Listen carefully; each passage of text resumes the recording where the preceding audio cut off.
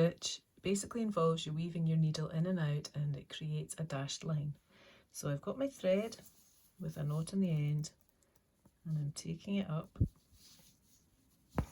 And so your stitches are basically just straight stitches. So making a stitch, and then I'm leaving a gap roughly the same size.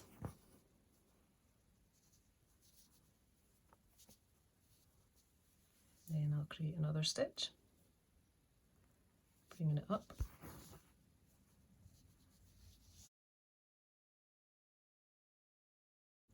You can do your stitches singly, or you can decide to do more than one in a row.